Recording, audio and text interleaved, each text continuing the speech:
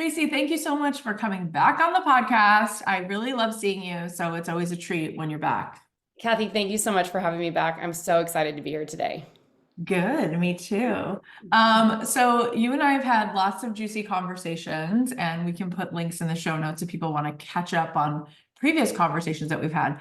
But today we're really talking about reinvention, and I love that word, and I love the permission slip that it gives you. So let's just start with that concept.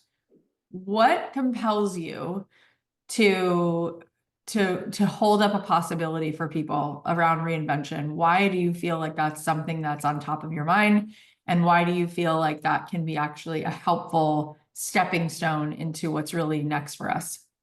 Well, you have an audience of creative beings, and I am a highly creative being just like you. And reinvention is an opportunity for us to step into our most aligned, most creative, most like up-leveled versions of ourselves. And I think, we spend our lives doing a thing that we're known for. And at a certain point, many people get burned out, they get bored, they are wanting to move into a new direction. And for some people, well, I feel like you've reinvented yourself so many times, Cathy, and it's been like kind of easy. Just, well, now I'm doing this and now I'm doing that. But for some Maybe I people, make it look that way on the outside, but on the inside, it's a whole beast. it feels like a little bit of a storm going on, Full right? storm. A Full full storm. on, the full storm. Full But it's storm. hard because, I think when we get to a certain point, I think a lot of people, especially people in business, entrepreneurs, coaches, creatives, artists, like all types of people, we hit this capacity for what we've always done. And we're asking this question, like, what's next? What's the next thing? Like, is this all I'm meant for? And for people I truly believed who are here to do big work, who are here to make a big impact in the world, who are here to live a creatively aligned life and expand in their creativity over and over again, reinvention is just part of this process. And, I always get the visual of a phoenix rising out of the ashes. It's almost like sometimes you feel like you have to burn like the old version of you down in order to step into your true genius. And that's kind of, we talked before on a previous podcast about my hummingbird story, but I see this visual of like a hummingbird like flying into a forest fire because she wants to do her part. And then all of a sudden, this downfall of rain comes to save her. And, it's like taking that risk to step into the unknown when, you're not certain about what's next, but that's the only way to go if you're ready for something big or your next evolution or whatever that looks like for you. So tell us about what you've been building. You have this whole program. It's called the Art of Reinvention. Clarify your next move, package your genius, and create aligned, profitable offers that build your authority and position you as a leader. Let's talk about, because there's a lot in that, right? Like reinvention is one thing, right? That's one whole thing, like you just talked about. What needs to be burned down so that who you really Right. are can be born. Right. But what you're really doing is putting it together with that being a platform by which, as you're reinventing, you're clarifying what really is your genius and Hmm. really moving into alignment and then actually being able to make money from that space. So there's like a lot of gifts in what you're putting together. Help us understand how all of that seamlessly ties together for you. So let's step back a little bit because I want to talk a little bit more about where this kind of came from. Mhm. I've been an online entrepreneur for 12 years. I've been an entrepreneur for 30 years, and I've been through 5 reinventions up until this point. And when I look back at those reinventions, it wasn't even necessarily like a cognitive thing that was happening. It was just like, okay, this is no longer serving me. It's time to step into the new thing. And then there was this process of like figuring out how do we package this up and create it into something that feels like completely aligned with the person I am now. Because we build businesses for a variety of different reasons, or we start a career. Like, even if you don't have a business yet and you're listening to this podcast, you've been in a career and you get to a certain point where you've almost tapped out on what it is that you're doing there. And it's time for that next upgrade, right? And so after, like, I feel like these last 2 years, I've talked to so many people and I've been sharing this mission of mine supporting people in their kind of like transformation and reinvention process. And they're like, oh my gosh, this is so needed. And I'm like, tell me more, what's going on with you? And a lot of the things that have been coming up are like, it's like, I've been known in this industry that I built for so long. And, I want to do something different, but like everyone knows me for this one thing.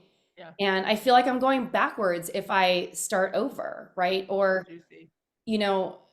this thing that I built, like I've outgrown my audience and I'm not really enjoying the conversation over here anymore. Yes. Do you know what I'm saying? Like, Yes. you're feeling this, right? It's like, I think this is like a common thing. Or you've been in a career for years and you're like, gosh, like I don't really want to work for someone else anymore. I'm ready to use these gifts, these talents that I have, and step into maybe consulting or doing services so that I'm building a business on my own terms. Yes. And I was just do you know Lindsay Schwartz? No. She's the founder of Powerhouse Women, and I just was at a retreat of hers this week, and there's like different types of reinvention, and like one of the steps of that is expansion. It's like moving beyond who you were before, right? And part of expansion, it's like, think about when you gain weight and you expand, like your clothes are really uncomfortable. Like that process is so uncomfortable. And so what ends up happening a lot of times is because of the discomfort and maybe a little bit of fear and maybe the unknown and uncertainty and getting in our own heads because like we built this thing and we're like we should appreciate what we built. We sometimes like want to go back to what we know instead of sitting in the discomfort and just expanding onto our next level, because that growth is uncomfortable. And so what I've just noticed, I've just been talking to so many people, is there's people who are in two camps. Like they just like kind of stop what they're doing and then they completely move on to the next thing and they're like off with like rocket fuel. Right. Or most of the people have been sitting in this indecision, not knowing what's next, because they kind of have an idea and they're still running their other business and that's the thing that's keeping them going, or their career, that's the thing that's keeping them going, and they need the money financially to keep going, but they don't have the container or the space to actually work on the thing that's what's next. And earlier this year, I had an opportunity to potentially sell my company. I ended up turning down the deal because it wasn't a good deal for me. And it was a hard decision to make because it was like, that was a goal of mine and it almost felt like an ego death. I'm like, who are you? If you didn't sell a company, that's what's supposed to make you successful. I had to work through my own process around that. But when I was getting consulted by my friend who helps people with these kinds of transactions, he said to me, Tracy, a lot of times people, when they're in a process of like wanting to sell their business, selling the business isn't necessarily the answer, because what's on the other side of selling the business is actually the answer. So I want you to really sit long and deep and like think about this. Like if you just like figured out a way to navigate this transition and moved on to the next thing, would you be able to step into more impact and income and all the things that you really want? And so this is sort of like where this whole thing started. And it actually started way back. I mean, it's been happening for a couple of years, but your event last year was a trigger for this. I was so excited to be invited to speak on stage with you and to chat about podcasting and all these things.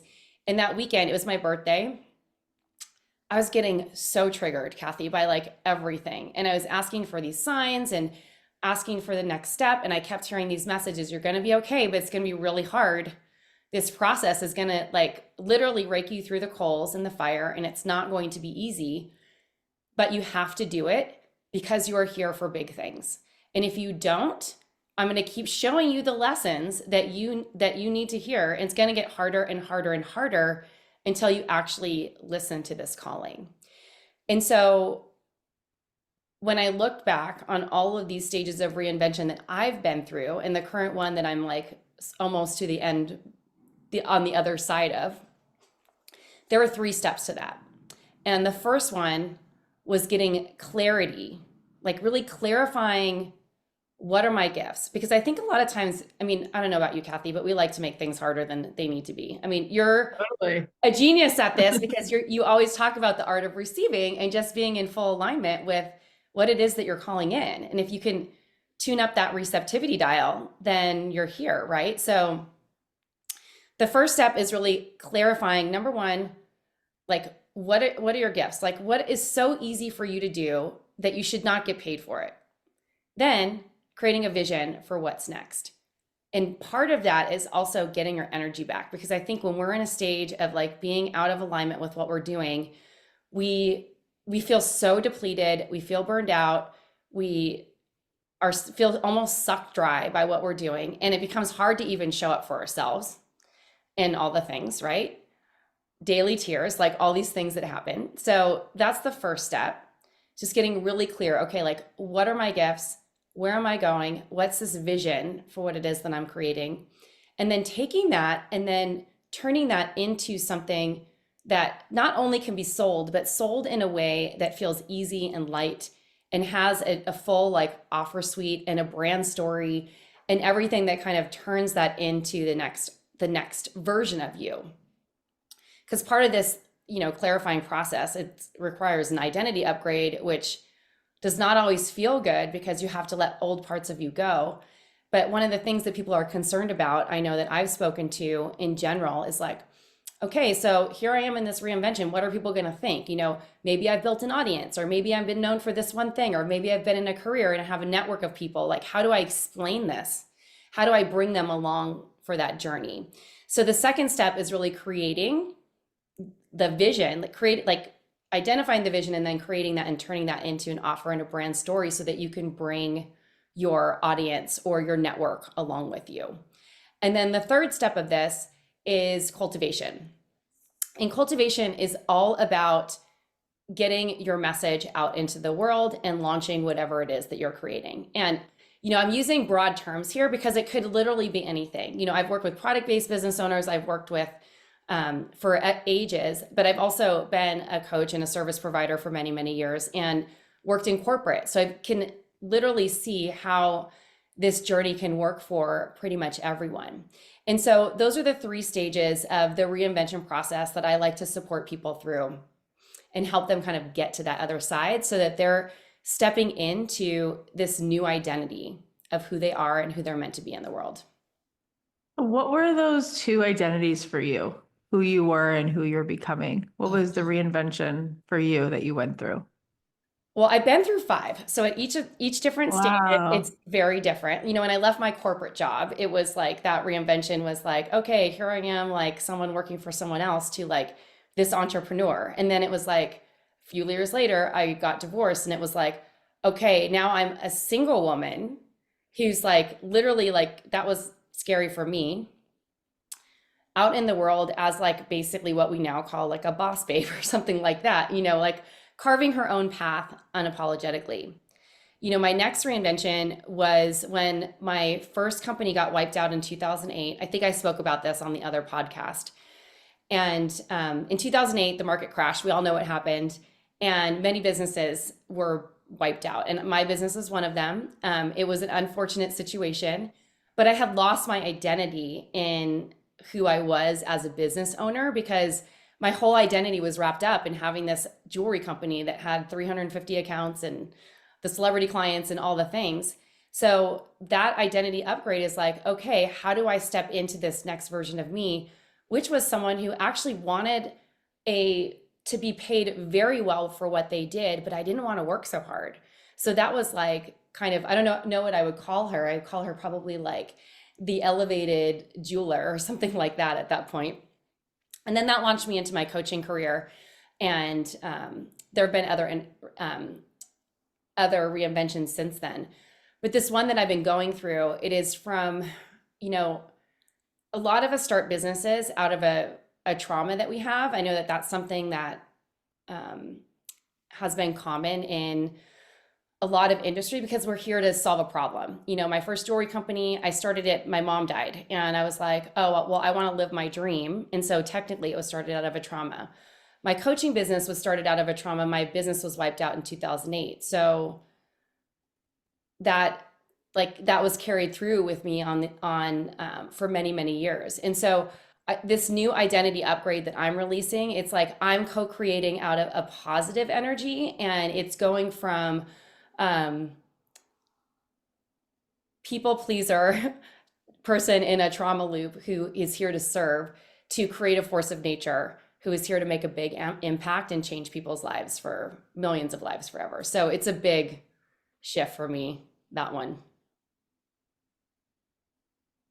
I feel like first and foremost, I just want to acknowledge what you talked about when we are really standing at the fork in the road and we want to become aligned with ourselves, and we've become aware that we're holding on to an old identity and it Yes. doesn't fit us anymore. And I think that there's so many moments in our life that we go through these inflection points, but especially now, like I'm 45 and I'm thinking about Yeah. all the literature right now. I'm reading about perimenopause or things like that. And I'm thinking There with how, you. yeah, like I'm thinking like once you turn 40, there's so much of you that you start to access that you didn't have the courage to access up until you turn that age. And all of a sudden, you're up against, do I choose who I really am? Or do I hold on to who I've been pretending to be because it's served me up until now? But maybe I want to change the dynamic in my marriage, or maybe I don't want to agree to these unconscious agreements. I want to set boundaries, or maybe I want to change my career. And I went through that right around 40 when my podcast started at 37. By the time I was 41, I was ready to move out of talking about straight entrepreneurship into talking about spirituality. And I remember going to a trip with my family, and it was the most peaceful place in the Smoky Mountains. And inside of me was this like just battle between, can I choose to be in the world as my most aligned, authentic spiritual self? Or do I hold on to what I've been creating because my podcast was already successful, my book had already come out, people knew me as helping them with their entrepreneurial journey, and I wanted to help them with their soul's path. And there was a lot at stake because I was already the breadwinner and all of that was riding on me. And yet, at the end of the day, I decided to answer to my heart. I was like, I need to create what's being asked of me to create from my soul. And whatever happens, the fulfillment won't be in the ROI. It'll be in the aligning with what I'm meant to be creating right now. And so I just did a giant pivot, and a lot of my audience stuck around. And it wasn't that different in a way, because the work I'd been doing was really about your soul's calling as being paid to do your life's work as an entrepreneur, doing creative work. And now I was really talking about listening to your inner compass and finding flow state and moving into higher consciousness, and really what are the spiritual practices that get us there. And it wasn't actually that big of a shift, but it was for me in the choosing of it. And so I just want to acknowledge that it's almost like this is the door that you have to walk through in your 40s. And in one way or another, you're going to upset the apple cart. And I think what you said is really true. And I heard someone recently say this, I forgot who it was, but the idea that with evolving, there is grief, because you will be losing who you've been, and you'll be losing relationships, because the relationships, they might stick with you, but they will not remain the same. They will change. And some people will choose to leave. And you have to be willing to bear the cost of your evolution. And so that is always the dark night of the soul. And I think ultimately, when we answer to our heart, we answer to God, we're always more fulfilled, even if it costs us what's happening externally. So I just really want to acknowledge that, because it's a really deep, beautiful, bold move. But the next thing I want to say is what you talked about in terms of clarifying, what is your aligned gift? What are your, genius zones? I think that at the intellectual level, people don't know how to answer that. They don't, because they feel guilty that the thing that's so easy for them, they should not get paid for it. Say Like, more. So how do we identify what is our genius how do we understand how to actually choose it if we are so blocked to seeing it because it's just so obvious? It's like hidden in plain sight because it's like the thing that's easiest. We don't even acknowledge that that's our gift. It's 100% the thing that's easiest. So my partner Jason is like an amazing, amazing healer. And when he first started being an executive coach, he would just do these sessions for free because he's like, this is so fun. Like, this is so easy for me and it comes so naturally. Like, Mhm. I have a Mhm. hard time actually charging people for it. It actually follows him a little bit. I'm like, dude, you gotta like start charging people or give them a free session and then like, you know. Yep.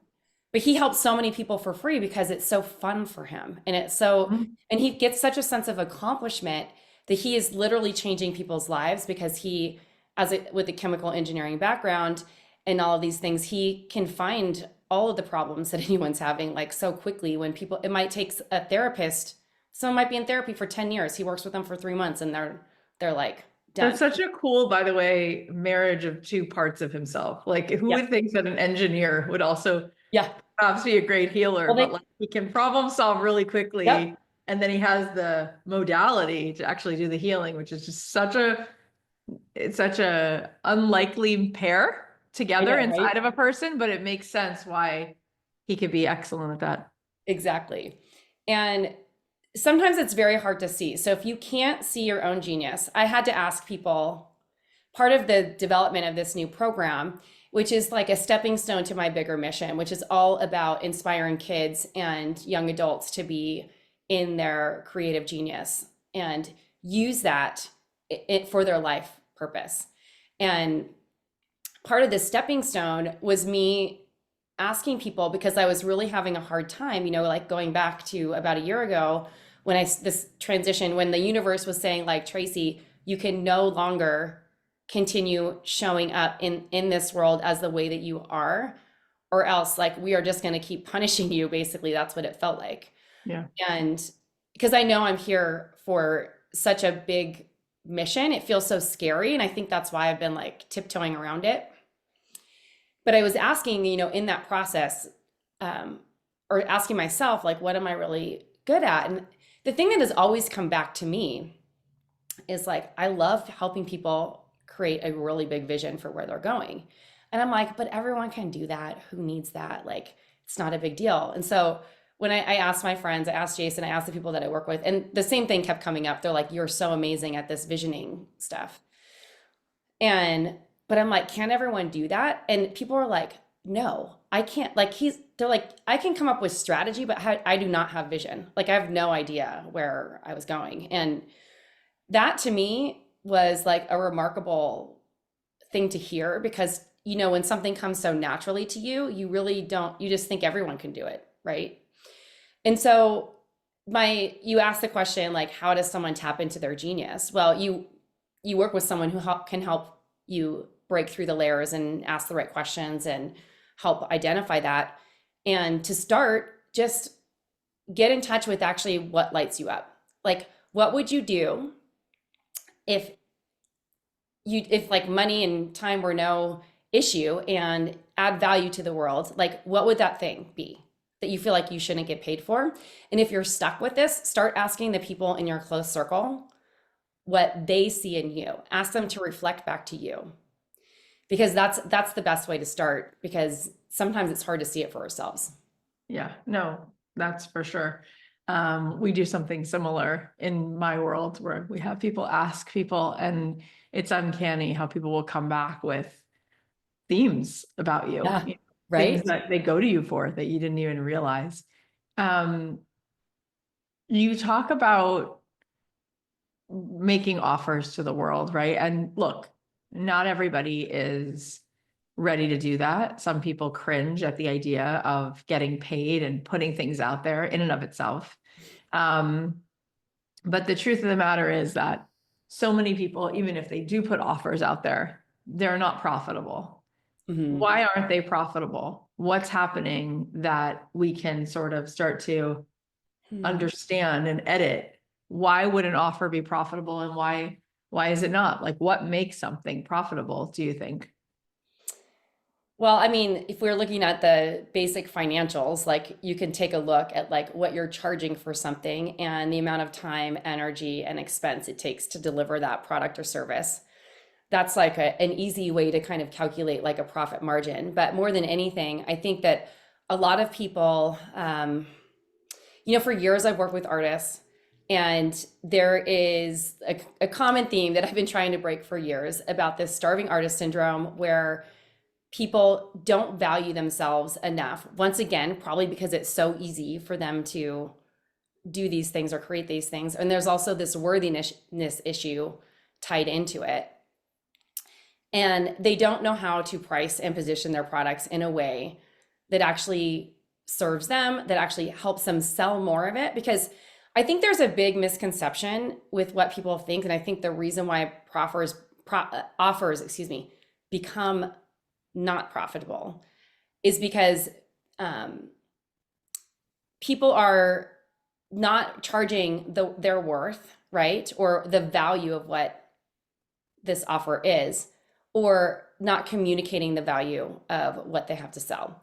So if I look back like in the jewelry space, just because that's sort of where I've been working in my zone of genius for a while, a lot of times people don't know how to price their products or even communicate the value of what they're selling. And so when they go out to market, they just talk about the item instead of talking about like the experience, the emotional connection, the transformation, like what is it going to be like to experience wearing that piece of jewelry to their audience and clients. The same thing for any other type of thing that you're putting out there, whether it's a physical product or a service. What you're actually selling is the transformation. You're not selling what is actually in the package. So, I have a program that I'm releasing called the Art of Reinvention. The Art of Reinvention is a 3-step process, but what I'm actually selling is at the end of the 12 weeks, you're going to have clarity and have an offer to launch, and you're going to have a launch plan at the end of this, and you're going to be ready to go. And you're not going to waste time like trying to figure this out on your own. And this is not another one of those programs where you're just going to come away feeling overwhelmed because you like stopped it in the middle. Like we're holding you accountable to get the work done. And that transformation on the other side is really what the value of the program is. It's like, if you don't want to waste time trying to figuring it out and piddling around for another year and being confused, like this will get you through it in 12 weeks. So it's the same thing for just about anything. It's like the more value that you communicate, the more you can charge, and the more value you can deliver, the more you can charge. And so really it depends on the industry. Like a coaching industry, it might be like, how is the product delivered, and how are you communicating the value? How are you going to be serving your customers? Or if it's like courses industry, it might be something along the lines of like, how many units can you sell to make the offer profitable and hit like a profit margin that makes sense for you. And so each offer would be independent of what it was, but the biggest part of this is being able to communicate the value of the transformation. Yeah, that's exactly really what I was asking, not necessarily like the profitability in terms of the time Yeah. and expense, but yeah, that's a really great answer. It's like really your job is to communicate the transformation. And one of the things you talk about is building your authority. And I think that part of the problem there is if you don't trust your own authority, if you haven't owned you are an authority, then it's really hard to stand behind and really sing to the rooftops what the transformation is, because you're second guessing your own authority. And so I talk to our audience a lot about waking up in the morning and having a meeting with yourself where it's just you and God, right? And the idea being that you make real space to listen to your sacred authority, right? Like, what authority do you have? Your soul's authority, right? Mm-hmm. And we each have a place inside of us that is totally worthy and really connected to a power much greater than ourselves. And some people just are not really in touch with that part. And so we look outside of ourselves for authority when authority comes from within, right? Yes. And so when you're talking about being able to stand and declare, what the transformation is, I think it requires, as you then say, really what does it mean to build authority? But what do you mean by building authority? How do you help people to do that in their space? And I guess it starts with within, but then it has to be something that's communicated so that they are able to take up space as an authority on this topic, whatever it is. Exactly. So when I think of authority, this is really like, what are you an expert in? Or like, what is your zone? We talked about zone of genius and your gifts and all of those things. Like, authority starts from there. And then you brought up the conversation of worthiness, because worthiness is a very important part of this, is like understanding that like you have to feel that confidence in yourself. And just by being you, you are an authority and an expert at the things that you're a genius at. And so building authority, I truly feel like it really starts with building your own internal confidence and filling your inner cup up so that you can show up and like shine from the inside out.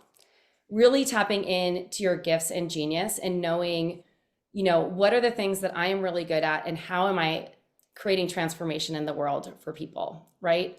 So that transformation that you're able to facilitate creates an authority in your own space. So let's say we're looking at someone who is, a manifestation authority like you, Cathy, right? So, one of the ways that the things that makes you an authority is that you are literally a vessel for receiving, and you are authentic, and you're showing up, and you're showing people in your own way, shape, or form that your transformation and your journey has been a little bit messy, but you're just showing up as you. And you're giving people permission to know that their authentic selves is good enough to do and be and show up in any way that is possible that they want to be. And so your natural authority and gift is like, to me, when I look at you and I reflect back to you, you allow people to be who they are, and you bring their gifts and their genius out from within. And you have this natural ability to just give people permission to just be. And to know that we're all starting somewhere and it's okay. And here we are, like it's been such an honor to watch your evolution and you building authority, starting out as someone who was helping people quit their day jobs and then moving into spirituality, and now talking about abundance and like having it all and really getting into a zone of receptivity. It's all connected. And I feel like with you, your authority really comes in the concept of like everything is connected and anyone can have that connection if they want it. And I'm here to show you how. I'm an authority in doing that. Like, my authority is, I feel like I am a genius at helping people create big visions beyond what they think is possible for themselves and use their creative genius and gifts to express that into the world. Like, I am great at that. I've been able to help people across multiple industries step exactly into that. Someone else might be, their authority might be in messaging or branding or marketing, but it's really getting clear, dialing down what is the essence of what it really is, and then radiating from there. Yeah. It's, first of all, thank you. That's extremely kind and sweet and generous. And I just think it's uncanny, actually. I think if our soul could look down and have a drone view of us living our life, and we could see it from that perspective, it's like laughable how we give away all of our authority all the time. It's it's almost like, how dare we do that? It's like we were each sent with a unique, really important gift. And by our own denying of it, it's like we have a loaf of bread on our head and we go door to door looking for scraps and crusts. Why is that? It's fascinating. I mean, it comes from being connected to the ego side and not to the soul, right? And so it's like, instead of plugging the toaster into electricity, which is the source Yeah. of the fire. It's looking everywhere but the source, Like, let me right? stick it in the water and get electrocuted. Let me stick it in the cat food. It's like, it doesn't work. You can't plug it into anything else. And so when we try to plug into everybody else for approval, or we try to plug into anything external, we just keep coming back with this empty bucket. But when we plug into what we already know to be the truth, it's like, you just, I just read that when Steve Jobs died, I guess before he died, he gave everybody the same book, which is like, I'm going to screw up the title, but it's something like The Anatomy of a Yogi or something like that. Oh, yeah. Yeah. And really, like, he said that was the path that led him to trust himself to start Apple, right? So think about if each one of us had that level of an quote unquote Apple idea inside of us. Now, Yes. those Apple ideas are not all about businesses. Some of them are about humanity, or some of them are about our own village, or some of them are about our own life or our own health or whatever it is. Innovation. But the fact that that lives within us, when you strip away the noise, right? You strip away so much of what we're constantly oriented toward, which is outside of ourselves, and you move back into what's inside of you, and you just give it full authority and you fully trust it. It's quite powerful. I was just laughing before because what I'm going to say is going to be so controversial, but I actually don't mean it in a polarizing way at all. I just think it's really interesting because I was at a dinner the other night and one of my friends was joking because he was like, how Trump really pisses people off? People either love him or they hate him. And so again, it doesn't matter which side you fall on, but the point was funny and interesting. And he said, I think part of what bothers people is he just says, when people say, under what authority, he goes, my authority, and it's just like, he fully trusts himself. right. And like, whether people are for him or against him, it's a fascinating thing because it's something that everyone wants to do for themselves, right? I'm not saying everybody wants to be him and his personality and his issues and his good and his bad. I'm not talking about that. But on some level, everybody, if you just take that one piece, everybody wants to be able to walk in the room and just say, because I want it, because I said so, because that is a fact, right?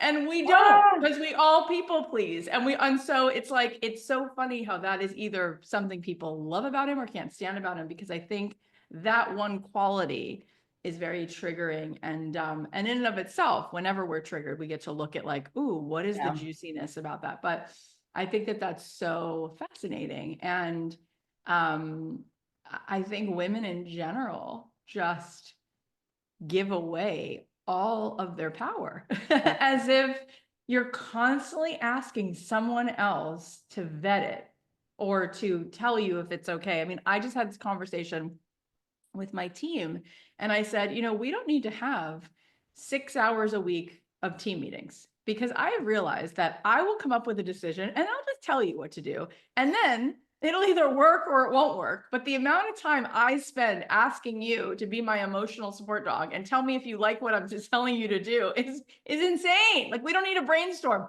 It doesn't need to be a conference call. It's a gut feeling. It's a gut check. Let's go do it. And I think that, what's your human design, Tracy? I was just going to ask you, I'm a 6'3" generator. I'm a 6'2" manifestor. Okay. But it's really interesting. Wait, wow, you're a manifestor. Right? Okay. Yeah. And that makes sense. I'm so into it now because whatever, I've been on a deep dive, but manifestors are meant to trigger people. They're meant to like light a spark and initiate. And it's such a big spark, right? That some people love it and some people hate it. And that's your job. And it's like, don't shoot the messenger. Like that's what I came here to do, right? But being in my alignment, true to my own design, is like, I'm going to make some waves, right? And so, which is amazing. That's what we love about you. Yeah. And some people actually don't step into their manifestation as a manifestor because they really don't want to make waves. So they're not actually being true to their calling. Like how many times, and you might feel this way, I'm curious, but people who are listening, it's like, how many times do you wish you could just be satisfied watching Netflix and going to sleep. But yet you have this calling that you need to create a movement or you need to start a podcast, or because that's your soul's calling. It's like it chose you, right? Moses was in the desert and say, my daughter asked me the other day, she was studying it in school. She goes to Jewish school. She goes, how old was Moses when he went back to Egypt to like bring the Jewish people out of Egypt? And she goes, because in the movie Prince of Egypt, he looks like he's 35. I go, no, chat GPT that crap. I go, you'll see. He was 80. He was 80 wow. because it took 80 years till he was willing to go hear that call. He didn't want to do it. It was a big job. He was like, pick someone else. I have a list. I can't talk. So many of our leaders through history are like, oh, I wish this would leave me alone, right? But no, I'm being asked. This is the reason I'm here. So I have to answer the call. And how many times have you been the one in your family and you're like, my sister brought my parents back together, not to get married back together, but into a room together after 25 years of not speaking. My dad was remarried. I was like, I want no part of this. And she's like, either do I, but I just feel I have to do it. And I'm so grateful that she did. She tolerated the confrontation. And then my dad died, and he died having made peace with my mother, which my sister gets, I would say 98% of the credit for. She didn't want that job, but her soul asked her, you have to do this. You're being asked. So when you really step back, it's like, how different is it to live your life in accordance with what is it that you know, whether it's convenient or inconvenient? And do you answer to what you know to be the truth? Or do you stand and resist it because of what it will cost you to be in your own alignment? It's like, it's such a tricky question. Yeah. Because if you're someone like me, like you have to follow your truth. You can't. Have to. You have to. Because here's my thought on this, and I just witnessed this in my own life. It's like when you don't listen to it and you're meant for something, it will keep coming back, and the universe will send you stronger, harder, more challenging messages to show you where you're not in alignment with where you're supposed to go. And, depending on what you believe, like if you don't complete the contract in this life, you're going to be repeating it in the next life. So it's kind of like, you have to do it now. And it's funny, on social media, what'd you say? Yeah. And by the way, so many wisdom traditions. I mean, Judaism says that, but Buddhism says that. So many wisdom traditions say that. Yeah. And I just did this story on Instagram Live a couple of days ago about trusting yourself. And it's like that internal trust of an inner knowing and following that calling. That's the beacon that moves you forward, even if you aren't sure what the next step is, because the confidence comes in taking the steps, not in knowing what the steps are. It's just taking one step at a time, right? And so it's a lot, because I know that people who are listening to this podcast are resonating with anything that you just said, Cathy, or anything that I've said. You know that you're here for something bigger, and it's time. Like, it's time to stop playing small. And if we want to get really freaking woo, we are in a huge, depending on what you think, and we're not here to get political, like we're in a huge reordering of society and of the universe and the way that's so obvious from any scope. Yes. I know. It's like what we know in 6 months, like the world is going to look very different. Mm-hmm. And what all the great spiritual leaders are saying, calling them spiritual leaders, but the people who are tapped into this energy, we're moving towards a call towards individualism and oneness instead of this we energy. It's more about you, getting into alignment with you. Love that. And all of these constructs are falling away, because the thing that drives me crazy, you see these people going nuts on the internet about this and that, and I'm like, everything's an illusion, you guys. This is all just to distract you from what's really going on. And if you could actually see that for yourself, instead of thinking the thing is not the thing. I hate to say that, And I know we've talked about this a little bit, Cathy, but the thing is never the thing. It's always something beyond that. And they're trying to make a fire over here. Oh, probably shouldn't have said that. Gosh, I know that you were in such a terrible spot with So what? in LA, but That's okay. they're trying to make distract you over here so that you're not paying attention. And like the more that you can get in alignment with like your truth and pay attention to what matters to you, the better off you are going to be instead of being distracted by all this other stuff, because nothing is as it seems. It's so beautiful. I mean, that's such a powerful concept, but the idea that like, there's like the bandwagon person getting on the bandwagon, whatever the bandwagon is. And then there's the individual. And I love what you said about how the individual is really about oneness, because Rabbi Aaron always says, sameness is not oneness. Mm. Oneness is that every instrument in the orchestra is unique and part of a whole. And so individuality is oneness, because it means that the periodic table of elements with all of its differences of silver and copper and boron and whatever are actually all different manifestations of this one gorgeous divine energy, right? In different ways. And we're meant to be our individual light. And when we are each just doing our individual thing, it creates the tapestry that is one tapestry with different threads and different colors. And that is what oneness is. Like under our chuppah, the rabbi said in his blessing, he said, may you be each so much one. May you be so one that in your oneness, you respect that each other in your otherness is what makes you one. That each of you being an individual is what makes the whole, right? And you're so one that you respect each other, right? And then that individuality is what makes the whole so much greater than the sum of its parts, right? And that's the idea, is not to turn the other person into you, but that you're each individually in your potential, which makes you both even bigger and better, which is something even more than each of you as an individual. So it's the point. It's each of us does our own little thing. And so we need to wake up from I need to be, in order to belong, I have to be the same. And instead it's like, what is my gift as an individual? And can I tolerate standing in my unique individuality and know that on behalf of the whole, I need to be in my individual potential, which is so cool and It's so so beautiful. exciting. Ah! So I love that you're such a deep thinker. And I just want to highlight that you are so good at visioning. And I think it's because you are such a good artist. And I think I once asked my friend who's a painter, what makes a good artist? And he said, the capacity to see. You have to be able to see to paint. You have to be able to see in order to draw what you just saw. You have to see really well, vision.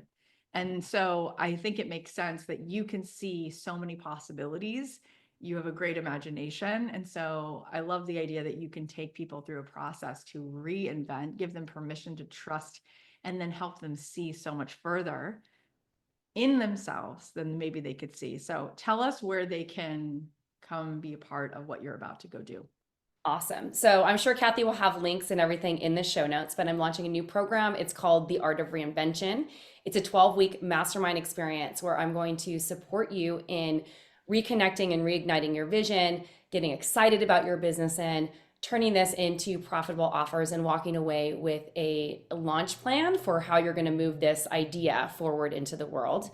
This is not another one of those programs where you just leave overwhelmed. We are literally working with you, me and my team, to hold you accountable to get this done, because I know that the people who are joining this program already are action takers, and they're just ready to make their impact and step into the next thing.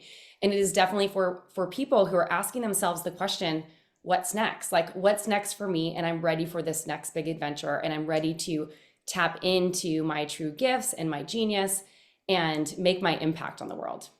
I love the idea that you lead leaders, because it's just perfect. Yes, I love it so much. Tracy, thank you so much for such a juicy conversation. And I hope that if you're listening, you are feeling inspired and reinvigorated to trust whatever is being asked of you, and that your reinvention is your gift to the world. Thank you so much for having me, Cathy. Yeah.